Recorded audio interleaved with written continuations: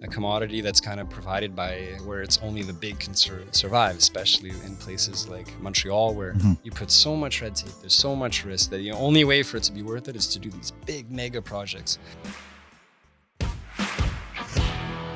Have you been thinking about buying your first rental property for some time, or do you already own a bunch of properties?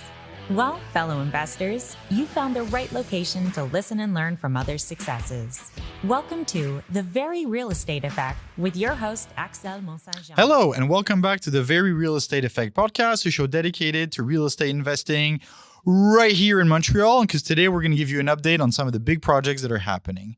I'd like to welcome my friend back, Jeffrey Kirton, urbanist and real estate investor. Welcome back on the show. Hey, Axel. Thanks for having me. Pleasure to be here. A pleasure to have you on. Today, we're going to be discussing a lot of stuff that's been happening in Montreal. For those who haven't been living under a rock, over the last couple of weeks, couple of months, there's a lot of big projects that have been announced. And I really want to take on the occasion of having an urbanist here on the show to talk about what that means, because there's a trend that's repeating, and that's what we're going to be discussing today. Before we jump into it, I just want to remind you, share this episode with a friend who could benefit from this conversation. It'll help us reach more people so we can get great content out there and keep educating you on what's happening in town. So I'm sure you're familiar with Groupe MAC. Mm-hmm. Yeah. Big Montreal developer. They specialize in commercial spaces, over 250 properties throughout Quebec, Ontario, the rest of Canada, and even into the US. And they own a lot of commercial space, throughout the island of Montreal. And today we're specifically going to be talking about two projects. One in the east, Projet L'Angelier, that's at the corner of Jean Talon and L'Angelier. Huge commercial center. They recently announced it's gonna be turned into a $3.5 billion project. I know, with a B. Okay. Billion. So that's at the corner of L'Angelier and Jean Talon. And then the other one that's a bit smaller is on l'Île des Sœurs, 8 Place du Commerce. And I found this great map, which I won't be sharing with you because you can't see it, but I'll try to put it in a link on the show notes. So I'm sure you've been familiar with a lot of those developers who have a lot of commercial space, and all of a sudden, it's 2-3 floors, commercial, gigantic parking lot, and all of a sudden they found a much better and highest use. Yeah, pretty smart. I mean, they've become so big, Groupe MAC. It's obviously for a reason. My former boss, Véronique Alpin, she at BC2, she works there now as the VP of development. Mm-hmm. I know they have a legal team and everything, and just a lot of visionaries.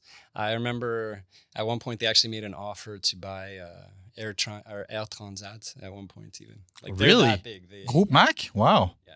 It didn't go through because then WestJet outbid them. Mm-hmm. But back to the topic, building huge properties all over Montreal. And I think my guess would be that when they do acquisitions, they always look for a future upside where you can build some housing and whatnot. I don't know if they've made a lot of acquisitions in the downtown core. I know a few years ago they acquired some really big towers in like Place Victoria and everything. Yeah. Square Victoria. Square Victoria. I think they also have the Sun Life building downtown. Their list of property goes down really long. And so for the L'Angelier project, they're looking to do multi-phases because there's so much to redevelop. And it's going to include 400,000 square feet of commercial space, 5,700 residential units, 1,300 social and community housing unit, and an elementary school. I mean, that's an entire neighborhood. Yeah, I'm just trying to picture the whole negotiations that went on between them and the city. I mean, I think that probably has been going around for a couple of years. Mm-hmm. There was the Règlement pour la métropole mixte, the 2020 bylaw, and different requirements. And that ended up being a flop, huh? The 2020? Yeah, and it changed at different points in time. Mm-hmm. So you had done pro formas based on the previous version, and they updated it, and then you would submit your project. This modification. For those who aren't aware, can you just briefly explain what that was? I remember developers basically had to do different proportions. Yeah. If I recall correctly, it was 20% family housing, 20% affordable housing, 20% social housing. Wow. So then you're just left with 40% that you can do whatever you want. Yeah. Yeah. Well, the social, listen, the difference between social and affordable is affordable can be a private or a nonprofit that's running it. Social housing is either a cooperative or a nonprofit running it. It's not like they're fleecing nonprofits, but a private developer, they can actually build clé en main turnkey and sell it to the nonprofit group at market rates. So actually, they don't take too much of a hit on the social part. The affordable part, they have to charge lower rents. If they have a efficient construction or whatnot, they can do that without too much pain. And then the other ones, you would call it the luxury. And I remember doing a pro forma for it, and it was like luxe, abordable, social, and then family could be part of those three categories. Okay. So you could have 10% of your family housing in the affordable part or in the luxury part. I don't know the whole bylaw by heart, but sometimes it would be X amount of the family housing has to be in the affordable part, and which would make sense, vice but versa, and a bit of a head scratcher. But they managed to get it done. There's people probably working very hard on these numbers, negotiating, and they managed to. But I had heard that it ended up being kind of a flop from the Plante administration, because in the end, developers just couldn't make the numbers work. Yeah, I think to me too, it wasn't just the. It's great. One thing was for sure the bylaw made them less inclined to develop, and it reduced the offering, and that drove up rents. They're starting to realize that, okay, if you build private housing, people bid on housing. So if people have this, if you don't build this tower of luxury condos, but the people absolutely have to live in Montreal, where are they going to live? They're going to go to the place one step down. And then the people who were at this place with $2,000 in rents, then they're going to have to go down in the ladder. And then it's sad because the people with the least affordable, they end up outbidding the people who are going to end up on the streets. Right? Yeah. So. Because there is that ripple effect. Yeah, but what I was trying to say was that if there was at least clarity and if it was simple, that I think developers might have done it. But you always had this risk that, we're going to do this. No, let's change that. And, it was very hard to navigate. And as with a lot of things with the city of Montreal. But luckily this, it was announced. I'm sure it was in the pipeline for years. Yeah. Mac has owned this place for quite a while. And then a couple of weeks later, they announced also 8 Place du Commerce in Nuns Island.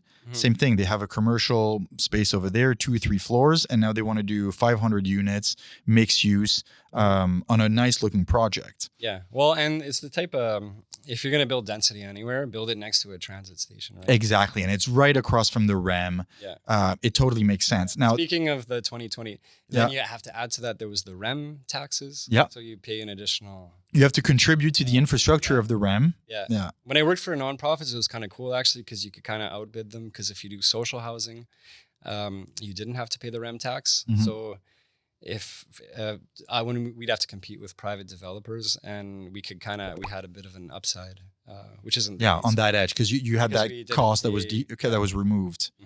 Now, I live in Verdun, so I know that borough a little bit. And L'Île des Sœurs is part of Verdun.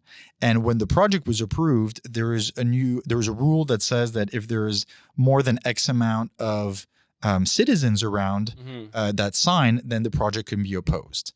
And to share the little story, and this was in the paper. It's not secret information, but 26 people from L'Île des Sœurs protested, and the city of Verdun put it on hold. And then about a week later, the mayor still said that, even though there was some pushback, they were still going to approve the project. And then I remember reading this thinking like, well, of course they did. Imagine if 26 people could just block an entire project for 500 units.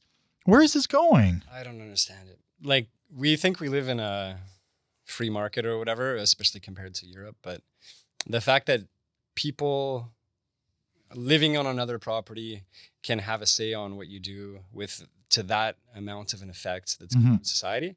That's not the way cities were built. They didn't build Rome with referendums. No. So Yeah, it's completely absurd. And but at least they made the new superpowers that allow people to overdo it.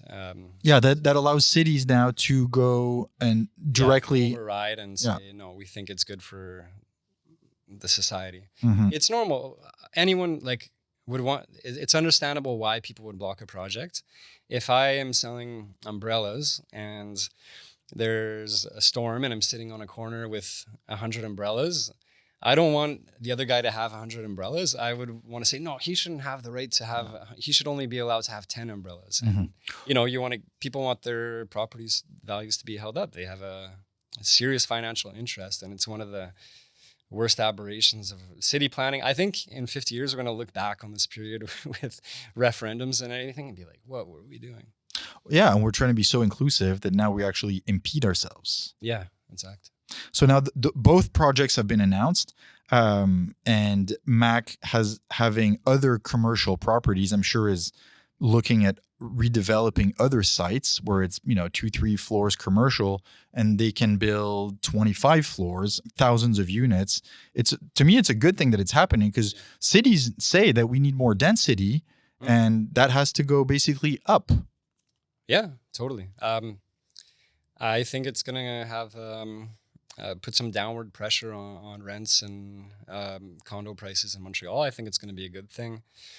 The hope would be that people can come back to the city, that you don't need to work 2 jobs to put a roof over your head, and that someone like a nurse can or a daycare worker can afford to live here, and it's a nice, inclusive, safe society. Mm-hmm. And to all those developers, they have plenty of obstacles, and they're often seen as the big capitalist. Yeah. But we forget how difficult it is, that the margins actually aren't that big. And, they're looking to do a $3.5 billion development. The entire city, east end of Montreal, is going to benefit from it. Well, listen, I'm not going to feel sorry for the hugest developers. It's more the system that puts the structure in place. So all these 2020 bylaws, the legal procedures, the studies required, the negotiations, an incremental developer wanting to do these things, you have so much upfront costs that you have sort of the professionalization of the housing industry, and it's become a commodity that's kind of provided by where it's only the big can survive, especially in places like Montreal, where you put so much red tape, there's so much risk that the only way for it to be worth it is to do these big mega projects. Whereas we should be allowed to just build like here in Montreal, like these buildings here. They didn't have a referendum. They didn't have things to deal with. The building lots were about 25 feet wide. And what's cool about that is you have different visions, different architects. You have a sort of symmetry that just kind of happened naturally out of respect for the context. And unfortunately now, when I see the unveiling of plans for Nouveau Quartier Bridge Bonaventure, and I see these big blocks, it feels like we're in Russia or something. But it's like that because you need to build big to justify all these soft costs and interest rates and such a big machine, right? If the city wanted to maybe make it a bit different, is you could include more small lots. I think small lots could be really interesting to kind of... But isn't that more inefficient? Because on smaller lots, we're not going to build as high. Anyways, or give the choice. I don't obligate it, but allow it, because a lot of times you have minimum lot size requirements and stuff like that. But you bring up a very good point when it comes to those bigger developments. Projet intégré, where it's is it 3 buildings of 500 units each, or should we do more streets and then more smaller buildings like it was back in the day? It'd be interesting to look from a capacity and efficiency and total project cost. Yeah. And that I don't know. In construction costs, a lot of times smaller buildings are cheaper per square foot because you're just, you make a brick foundation, wood construction, 2x4 today is very affordable, versus when you do the larger ones, you need an elevator. The concrete structure, the consultant, gestion de déchets, traffic studies, a lot of these other costs that'll drive up the price per square foot. So smaller buildings aren't necessarily less efficient. Depends on the market. Just let the developers do their own numbers, decide, and kind of maybe create an overall cohesive kind of architectural guide that ensures that, we're not going to put up like ugly buildings everywhere. But I think, just give more choice, but just a bit of a vision architectural guide. That's a very good point. And I keep thinking about the projects announced by MAC, and this is actually an open invitation to Vincent Chiara. I would love to have him on the show and share the vision of the company and the vision of some of those projects. So if there's anyone listening who can put me in touch with him and get him on this seat so he can share his experience and vision, I will be forever grateful. Yeah, you should. I've met him before. Very charismatic, knowledgeable, interesting person. So there you go. Maybe at the end of the summer, it'll be him in this chair. Who knows? I'd love that.